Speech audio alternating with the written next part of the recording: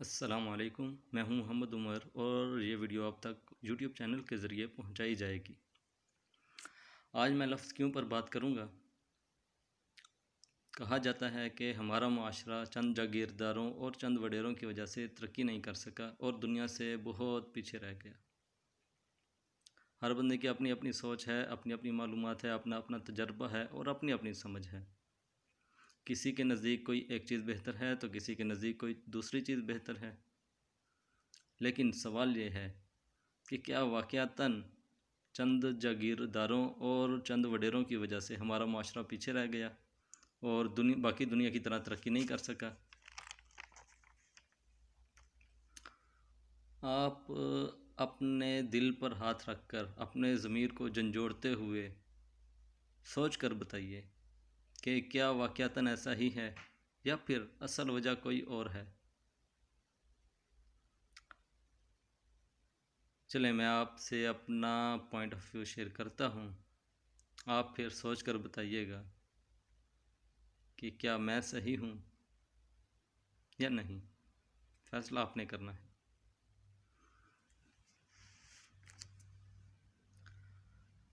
ہمارے معاشرے میں ہر چیز کا مقام پہلے سے ہی طے کیا گیا ہے، جو کہ بہت اچھی بات ہے اور ہمارے فائدے میں ہے۔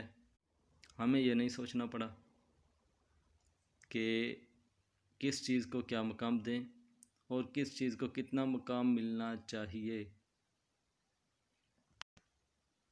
کیونکہ ہر چیز کو پہلے سے ہی ایک مقام دیا گیا ہے اور اس پر بہت غور و فکر کے ذریعے یہ فیصلے کیے گئے ہیں۔ ہم اس سے فائدہ اٹھا سکتے ہیں اور اس سے مزید بہتر اگر کرنے کی ضرورت ہے تو ہم وہ بھی کر سکتے ہیں، لیکن جہاں ضرورت ہے فضول میں ہمیں اس پر وقت برباد کرنے کی ضرورت ہی نہیں۔ لیکن مسئلہ یہ ہے کہ پہلے سے طے کی گئی چیزوں کو ہمارے لوگوں نے اپنے اپنے مفاد کے مطابق ڈال لیا ہے، اور اگر کوئی ان سے سوال کرتا ہے کہ ایسا کیوں ہے یا پھر ایسا کیوں نہیں، پھر ان کو مختلف طرح سے تشدد کا نشانہ بنایا جاتا ہے۔ تشدد ذہنی بھی ہوتا ہے اور فزیکلی بھی ہوتا ہے۔ اگر آپ کو یقین نہیں آتا تو آپ خود اٹھیں، باہر نکلیں، ایسے کسی بھی فرد سے سوال کر کے پوچھیں جو دوسروں سے زبردستی اس طرح اپنے مفاد کے مطابق کام کرواتا ہے، تو خود ہی پتہ چل جائے گا کہ میں صحیح بول رہا ہوں یا نہیں۔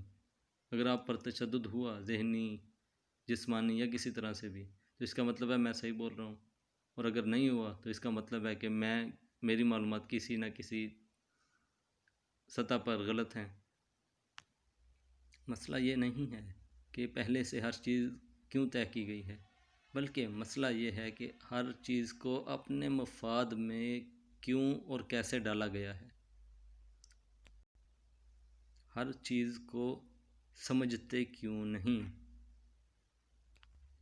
مثال کے طور پر اگر میں سیب کا کاروبار کرتا ہوں اور میرا مفاد اس چیز میں ہے کہ سیب زیادہ سستے مجھے ملے اور میں آگے بیچ کر زیادہ پروفٹ کما سکوں، اور سیب مجھے ملتے نہیں، تو پھر میں اپنے مفاد کے مطابق سیب سے ملتا جلتا کوئی بھی فروٹ اٹھا کر اسے سیب کے جو پیٹیاں ہوتی ہیں ان میں بند کر کے آگے سپلائی کرتا رہوں، اور کوئی اعتراض کرے کہ یہ تو سیب نہیں ہے، یہ تو کوئی اور فروٹ ہے، اور میں کہوں کہ نہیں یہی ہے کیونکہ میرا مفاد اس میں ہے، تو یہ سیب ہی ہے، آپ اسے سیب ہی کہو گے، اور میں زبردستی دوسروں سے بھی یہی کہہ لوں، تو اس کا مطلب یہ ہوگا کہ میں ہر چیز کی ویلیو نہیں سمجھتا، بلکہ ہر چیز کو اپنے مفاد کے مطابق ڈال کر دوسروں سے بھی یہی چاہتا ہوں کہ وہ بھی ایسا ہی کریں۔ کیونکہ مجھے اس سے فائدہ ہوگا۔ ہمارے معاشرے کی موجودہ حالت یہ ہے کہ جو لوگ سوال اٹھاتے ہیں اور اس جاگیردارانہ سوچ کے خلاف کوئی بھی قدم اٹھاتے ہیں تو ان کو مختلف طرح سے پریشان کیا جاتا ہے، جس وجہ سے وہ بہت سے سوال کرنے والے لوگ معاشرے سے کٹ جاتے ہیں، مایوس ہو جاتے ہیں، اور ان کا مایوس ہونا ایسی جاگیردارانہ سوچ رکھنے والے لوگوں کو مزید تقویت بخشتا ہے اور وہ مزید اکڑ میں آ جاتے ہیں، اور جو لوگ معاشرے سے کٹتے نہیں ان کے لیے مزید مشکلات پیدا ہو جاتی ہیں۔ بہت سے لوگ اس سوچ کا شکار ہیں، اور اگر ان کو تقسیم کیا جائے تو ہم یہ بات کہنے پر حق بجانب ہوں گے کہ ہر محلے میں کم از کم ایک بندہ ایسا ضرور ہے، کم از کم، جس کی سوچ جاگیردارانہ ہے۔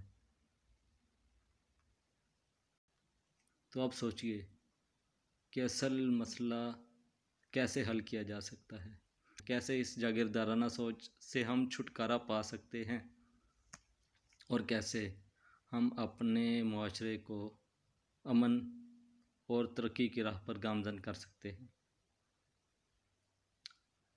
آپ سوچئے اور سمجھیے۔ اپنا خیال رکھیے گا اور مجھے اپنی دعا میں یاد رکھیے گا۔ اللہ حافظ۔